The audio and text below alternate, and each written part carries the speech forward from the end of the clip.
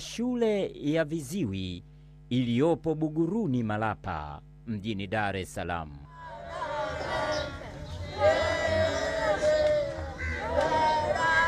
Msaada unakwenda mbali zaidi na kugusa mioyo ya vijana hawa, bali unaleta mwanga na matumaini. Nashukuru sana Nyamonge Queens kwa msaada wao waliotuletea. Mungu awabariki sana kwa ushirikiano wao, na tunaomba waendelee kushirikiana na sisi, wasichoke.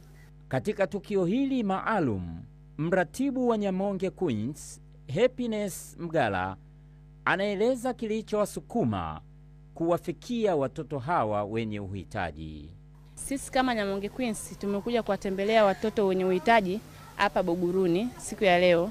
Watoto wenye uhitaji hao tumekuja kuwatembelea, tumewaletea baadhi ya vitu ambavyo tumejaliwa na Mwenyezi Mungu siku ya leo. Vitu ambavyo tumejaliwa kwa siku ya leo na Mwenyezi Mungu ni kama hivi mnavyoona, ndugu waandishi. Karibuni sana Nyamonge Sports, karibuni sana.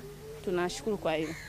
Pia tunahamasisha na wengine ambao mtaguswa kwa namna moja nyingine, tuwe tunashirikiana na kuwaletea chochote tutakachokuwa tumejaliwa katika kuwafanya wasijisikie wanyonge na wasione kama wako peke yao.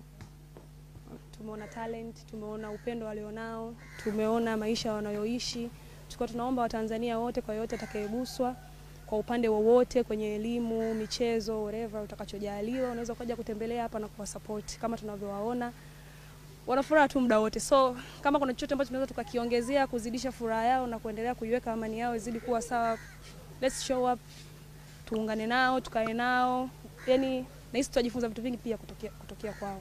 Na kwa upande wa watoto walionufaika, wakizungumza kwa lugha ya alama na kutafsiriwa na mkalimani, furaha na shukrani zao zinajieleza wazi kupitia maneno yao, wakisifu upendo na msaada walioupata kutoka kwa Nyamonge Queens.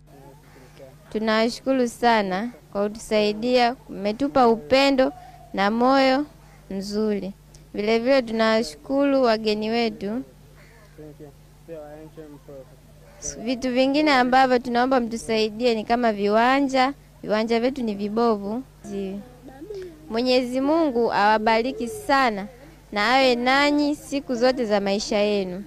Kwa zawadi hizi mtabarikiwa sana katika kazi zenu na familia zenu. Asanteni sana Nyamonge Queens.